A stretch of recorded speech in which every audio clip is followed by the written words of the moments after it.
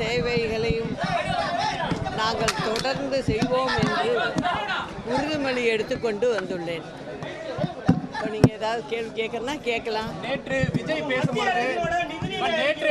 விஜய் பேசும்பொழுது அதிமுக ஊழல் கட்சின்னு சொல்லியிருக்காரு. மத்திய அரசு நிதிநிலை அறிக்கை தாக்கல் பண்ணியிருக்காங்க. இதை பற்றி உங்க கருத்து என்ன? அதாவது இந்த மத்திய அரசு தாக்கல் செஞ்ச நிதிநிலை அறிக்கை எப்போதும் உள்ள சாதாரண அறிக்கையாக தான் நான் பார்க்குறேன். அதில் முக்கியமாக சொல்லக்கூடியது அப்படிங்கும்போது தமிழ்நாட்டுக்கு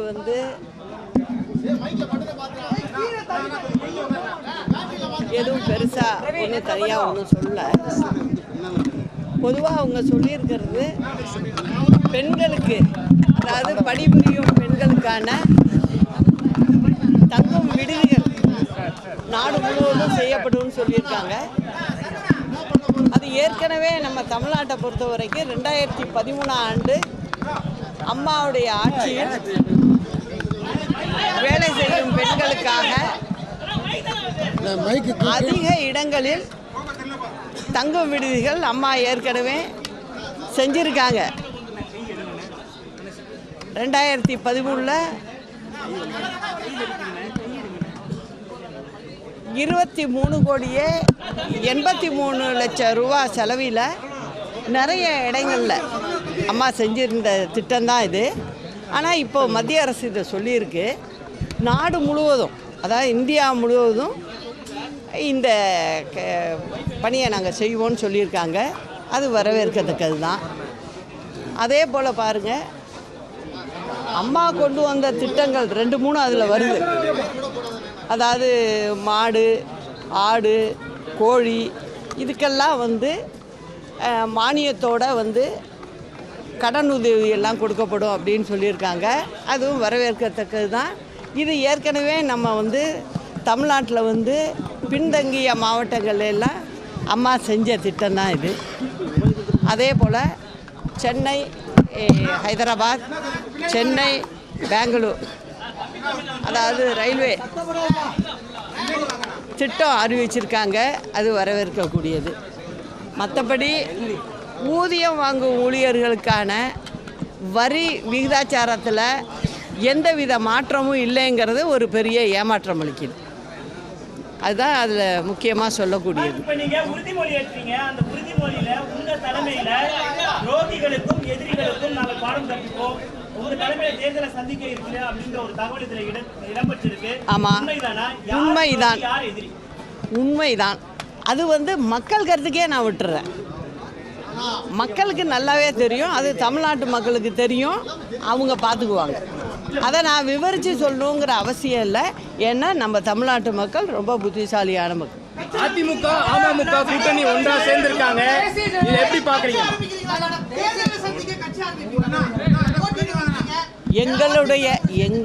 என்னுடைய புரட்சித் தலைவர் மற்றும் புரட்சித் தலைவி அம்மாவின் தொண்டர்கள் களத்தில் இருப்பார்கள் அப்படிங்கிறத நான் சொல்லிக்கிறேன்.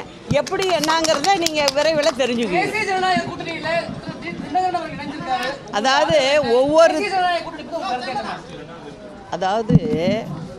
ஒவ்வொரு கட்சியும் அவங்கவுங்களுக்கு எது தரின்னு படுதோ அந்தந்த கட்சியில் கூட்டணி அமைச்சுக்குவாங்க. அதில் போய் நான் தலையிட்டு எதுவும் சொல்ல முடியாது. என்னை பொறுத்த வரைக்கும் தலைவர் அம்மா வழியில் ஆட்சி நடக்கணுங்கிறது தான் என்னோட திட்டம். அதை நான் நல்ல முறையில் செயல்படுத்துவேன். அவ்வளவுதான் இப்போ சொல்ல முடியும்.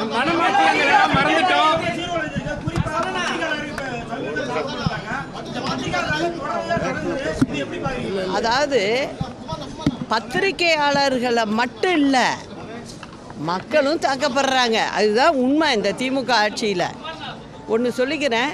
கிருஷ்ணராயபுரத்தில் சமீபத்தில் ஒரு கல்குவாரி, அது அனுமதி இல்லாமல் கல்குவாரி அங்கே நடத்தப்படுது. எம்எல்ஏ முக்கிய ஆளாக இருக்கார். அங்கு செய்தி சேகரிக்க சென்ற ஃபோட்டோகிராஃபரையும் செய்தியாளரையும் ஒரு 50 அடியாளுகளை வச்சு, ரவுடிகளை வச்சு அந்த 2 பேரையும் தூக்கிட்டு போய் தனிமையான இடத்துல வச்சு அடித்து துன்புறுத்தியிருக்காங்க. இது நடந்தது உண்மை. ஆனால் இதில் திமுககாரவங்களே சம்மந்தப்பட்டிருக்கிறதுனால இந்த விசாரணை எப்படி போகும்னு எனக்கு தெரியல. உண்மையாக அங்கே உள்ள காவல்துறையினர் அரசாங்கம் இருக்கும் நாளைக்கு மாறும். ஆனால் நடந்த நிகழ்வுக்கு அவர்கள் தக்க இடத்துல பதில் சொல்ல வேண்டிய ஒரு நிர்பந்தம் கூடிய விரைவில் ஏற்படும். அதனால் அதில் உண்மையாக சம்மந்தப்பட்டவங்க மேலே நடவடிக்கை எடுக்கணும்னு கேட்டுக்கிறேன். அதே போல் பார்த்திங்கன்னா இங்கே நந்தனத்தில் கலைக்கல்லூரியில் ஒரு இது கேன்டீன் இருக்குது. அந்த கேன்டீன் வந்து திமுககாரவங்களுக்கு லீஸ்க்கு கொடுத்துருக்காங்க. அந்த கேன்டீனில் வேலை செய்ய வந்த ஒரு பெண்ணை வந்து கற்பழிப்புக்கு உள்ளாயிருக்கு. அதுக்கும் திமுககாரவங்க தான் சம்பந்தங்கிறது நல்ல வெட்ட வெளிச்சமாக தெரியுது.